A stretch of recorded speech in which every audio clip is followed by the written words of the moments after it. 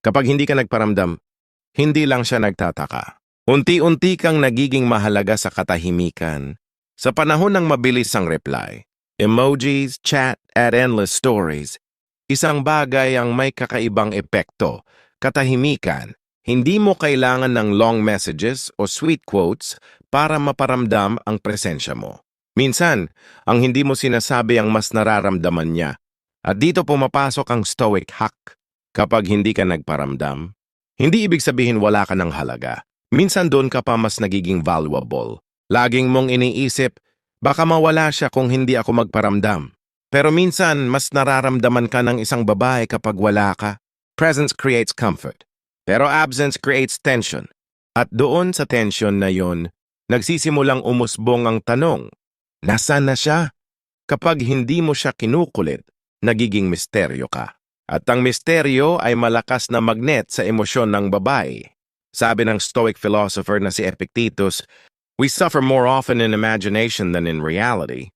Kapag natuto kang hindi umasa, hindi ka natatakot na mawala siya. At kapag hindi ka takot, mas may kontrol ka. Hindi dahil hindi mo siya gusto, kundi dahil alam mong hindi mo kailangan ibigay lahat ng energy mo para patunayan ang sarili mo. Ang mga Stoic ay hindi passive. Sila ay strategically silent. Tahimik sila pero hindi mahina. Kalma sila pero may intensyon. Kapag araw-araw mong kinakamusta ang isang babae, sanay siya sa atensyon. Pero kapag bigla kang nawala, ang utak niya ay nag-a-adjust. Doon siya nagsisimulang magtanong, mag-isip at makaramdam ng space. And sa space na yon, pwedeng tumubo ang pag-miss. Ito ang tinatawag na psychological contrast. Kapag laging nandyan, nawawala ang impact. Kapag biglang nawala, biglang naging mahalaga. May dalawang uri ng lalaki. 1. Tahimik kasi hindi alam ang gagawin. 2. Tahimik kasi alam niya ang halaga ng katahimikan. Ikaw dapat ang pangalawa. Ang hindi pagpaparamdam ay hindi sign ng pride o bitterness. Ito ay sign ng self-respect. At sa bawat araw na pinipili mong hindi muna magparamdam, mas natututo kang maging independent. Mas nagkakaroon ka ng clarity. Mas nagiging attractive ka, hindi dahil sinusubukan mong pamis, kundi dahil may control ka sa sarili mo. Akala mo walang epekto ang katahimikan mo? Nararamdaman niya yon. Sa una, mapapaisip siya, baka busy lang siya. Siguro may problema. Pagkalipas ng ilang araw, parang hindi ko na siya nakikita online. Bakit parang ang gaan niya na? Di siya tulad ng dati na clingy. Pagkatapos ng isang linggo, bakit parang ako na ang naghahanap sa kanya? Ang katahimikan mo ay hindi lang absence. Ito ay stimulus sa isipan niya. Ayon sa psychology, ang tao ay mas na-attract sa mga bagay na bihira, mahirap makuha at hindi laging available.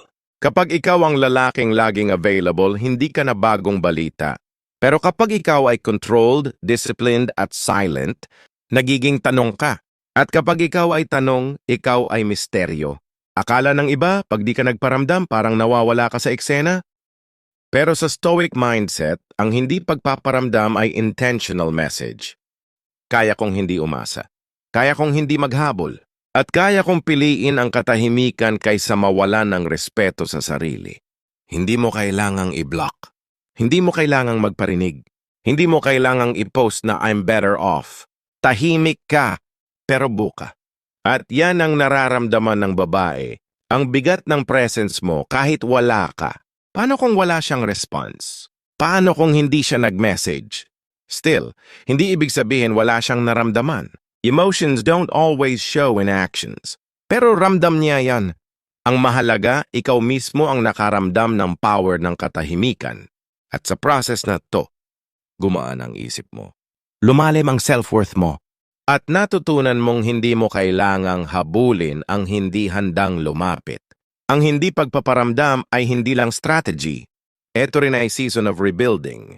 Habang hindi ka nagpaparamdam, mag-ayos ka ng goals mo.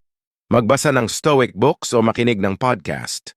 Magpalakas ng katawan, exercise, diet. Maging busy hindi para magpabibo, kundi para magpagaling. Kapag dumating ang panahon na makita kanyang nag-iba na, at hindi ka na yung lalaking laging available, doon siya magugulat. At sa gulat na yon, doon siya magsisisi. Hindi ka nagpaparamdam para saktan siya. Hindi ka nagpaparamdam para magpahabol.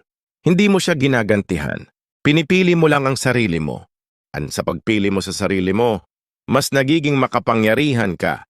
Hindi sa paningin niya, kundi sa paningin mo. At kapag ikaw mismo ang humanga sa sarili mo, dun pa lang siya matututo kung ano ang nawala sa kanya. Habang hindi mo siya kinukulit, mas lalo siyang napapaisip kung bakit ka tahimik. Ang lalaking hindi umaasa ay hindi ibig sabihin walang pakialam. Ang ibig sabihin nito, hindi siya alipin ng validation. Kapag hindi ka umaasa sa sagot niya, sa chat niya, sa attention niya, mas nararamdaman niya na may sariling mundo ka. At ang lalaki na may sariling mundo ay mas nakaka-attract. Bakit? Dahil hindi mo siya pinipilit, hindi mo siya binabakuran. Hindi mo siya kinukulong sa pressure ng pansin mo ko. Ayon sa psychology, may tinatawag na reverse reactance. Kapag ang isang tao ay nararamdaman na hindi mo siya pinipilit, ang natural na reaction ng utak niya ay lalong lumapit. Kabaligtaran ito ng usual strategy ng karamihan. Pansin mo ko please? Miss Nakita, reply ka naman. Ginawa ko na lahat eh. Pero ang stoic hack ay ganito. Kaya kong hindi mo ko piliin. Kaya kong tanggapin yon. Pero kaya ko ring piliin ang sarili ko. At kapag ganito ka ka-powerful, mas naaamoy ng babae ang confidence mo, kahit di mo sinasabi. Ang masculine energy ay hindi naghahabol, naghahatak. Hindi siya parang please love me. Siya ay parang I am full, and if you want to join, you're welcome. Ganyan ang stoic masculine frame. Kapag hindi ka nagparamdam pero panatag ka, hindi ka insecure, hindi ka anxious, hindi ka desperate. Ang lumalabas na energy sa'yo, I'm okay without you, but I'd welcome you if you come with peace. At sa ganitong vibe, mas naa-attract siya. Hindi lahat ng presence ay nangangailangan ng pisikal na paglapit. Minsan, nararamdaman ka niya kahit hindi ka present kasi hindi ka rin attached. Attachment leads to pressure. Detachment leads to peace. And peace is attractive. Kapag hindi ka umaasa, hindi ka nagpapanik. Hindi ka nagagalit. Hindi mo siya minamadali. At ang babae, kahit gaano siya kaganda o katalino, gusto rin ng lalaking kaya siyang hayaan kapag kailangan. Hindi mo siya sinusuyo. Hindi mo siya kinukulit. Pero bakit bigla siyang nag-e-effort? Dahil ang babae ay natural na giver. Kapag hindi mo pinipilit, kusa siyang nagbibigay. Ang mga signs. Siya na ang magla-like ng posts mo. Siya na ang unang mag-message. Siya na ang mag-aalok ng presence. At iyan ang pinakamasarap kapag kusa kang naaalala hindi dahil kinulit mo. Minsan hindi pa rin siya magpaparamdam kahit ilang araw kang tahimik. Pero ang stoic man hindi natatakot sa kawalan ng sagot. Sabi ni Marcus Aurelius, if it is not right, do not do it. If it is not true, do not say it. Kung hindi mo feel na habulin siya, wag mo gawin. Kung hindi mo talaga dapat i-text, wag mong pilitin. Self-control ang nagiging magnet mo. At ang self-control ay bihira sa panahon ngayon, kaya ito ay kakaibang attractive. Importante ito. Ang stoic man ay hindi manhid. May puso siya, pero hindi siya alilan ng nararamdaman niya. Kapag hindi ka umaasa, hindi ka nagpupumilit. Hindi ka umaasang babalik siya. Pero hindi ibig sabihin wala kang naramdaman. Ang totoo, pinipili mo lang ang sarili mo. At dahil pinili mo ang sarili mo, mas nirerespeto ka niya. Ito ang hindi sinasabi ng karamihan. Mas mahalaga sa babae ang lalaking marunong mag-walk away kaysa sa lalaking laging andyan. Kapag alam niyang hindi mo siya hahabulin kahit masakit, mas iingat siya sa pagtrato sa'yo. At kapag naramdaman niyang hindi ka dependent sa kanya, doon siya nagkakaroon ng emosyonal na respeto. Bakit? Dahil hindi mo kailangan ng permission niya para maging buo. Kapag ikaw ay laging naghahabol, ibig sabihin may kulang ka sa sarili mo? Hinahanap mo sa babae ang validation, ang lakas, ang motivation. Pero sa stoicism, dapat ikaw mismo ang source ng sariling halaga mo. Kapag punong-puno ka, hindi mo kailangang humingi. Gusto mong hindi magmukhang umaasa? Gawin mo to habang di ka nagpaparamdam. Mag-develop ng skill. Photography, writing, cooking, business. Kahit ano. Magpalakas ng katawan. Workout is not just physical. It builds emotional power. I reflect on past mistakes. Ano ang red flags mo dati? Ayusin mo. Tanggapin na pwedeng hindi na siya bumalik. But it's okay. You are still whole. Kapag ito ang mindset mo, hindi ka umaasa. Hindi ka bitter. Hindi ka broken. Ikaw ay stoic. Ito ang irony. Kapag wala kang hinahanap, mas marami kang natatanggap. Kapag hindi mo siya pinipilit, mas nagiging curious siya sa'yo. Kapag hindi ka umaasa, mas lumalalim ang dating mo. Hindi dahil wala kang pakialam, kundi dahil alam mong sapat ka kahit walang approval niya. Sa mundo na lahat gustong magpansin, ikaw ang lalaki na tahimik. Hindi nagmamadali, hindi nagpapaliwanag, pero ramdam. At sa katahimikan mo, nararamdaman niya ang lalim mo. Sa hindi mo pangungulit, nararamdaman niya ang lalim ng pagkatao mo. At sa hindi mo paghabol, nararamdaman niya kung gaano kakahalagang tao na kaya palang hindi umasa. Sa huli, ang lalaki na hindi umaasa ay hindi natalo. Siya ang tunay na panalo dahil nakuha niya ang pinakamahalagang bagay, ang respeto ng babae at higit sa lahat, ang respeto sa sarili. At kung bumalik man siya o hindi, panalo ka pa rin dahil napatunayan mong kaya mong pumili ng sarili mo kahit sobrang gusto mo siya. Kapag hindi ka na bahagi ng mundo niya, doon ka mas nagiging unforgettable. Sa totoo lang, hindi sa oras ng lambingan, kulitan, at kulangot sa chat nasusukat ang halaga mo. Nasusukat yan kapag wala ka na. Kapag hindi ka na nagme-message. Kapag wala na ang good morning, ang support, ang simpleng kumain ka na. Kapag tahimik ka na lang, doon niya nararamdaman kung gaano ka naging parte ng mundo niya. May tinatawag sa psychology na emotional echo. Ito yung naiwan mong emosyon kahit wala ka na. At minsan, mas malakas ang dating ng echo kaysa ng actual voice mo. Yung mga ginagawa mong maliit dati, yung pagtawag mo kahit pagod ka, yung pagdamay mo kahit di ka naman required, yung hindi mo pag-demand kundi pag-unawa, lahat yon babalik sa isip niya, hindi habang nandyan ka kundi habang wala ka na. Kapag wala ka na, nagkakaroon siya ng emotional space para mag-isip. At sa space na yon, unti-unting nagsasalita ang alaala mo.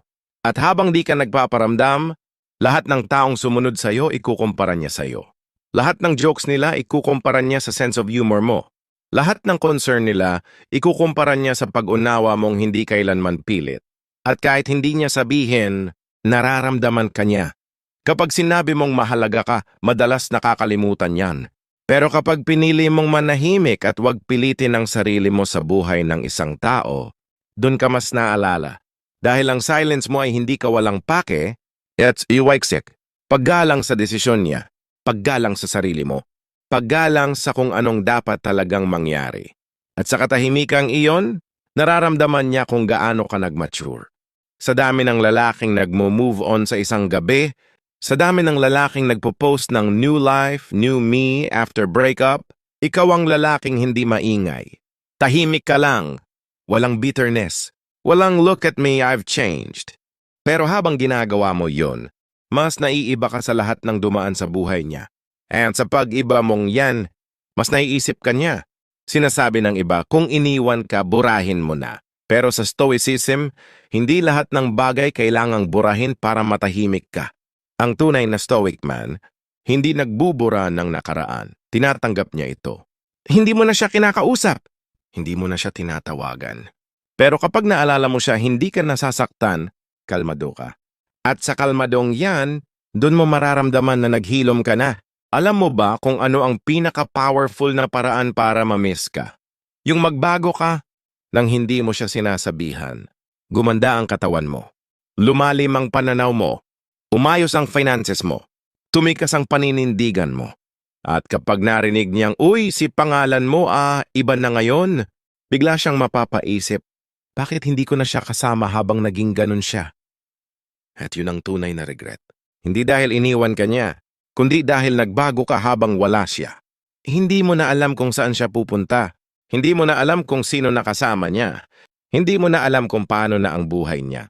Pero ang sigurado, naiwan ka sa puso niya bilang isang alaala na hindi kumapit. Pero hindi rin nawala. At yun ang pinakamalalim na impact. Yung hindi ka bumalik pero hindi ka rin nalimutan. Pagdating ng araw, makakatanggap ka ng isang random message. Kamusta ka na? Naalala lang kita bigla. Napanaginipan kita kagabi. Hindi yon dahil bored siya. Hindi rin dahil gusto kanya ulit.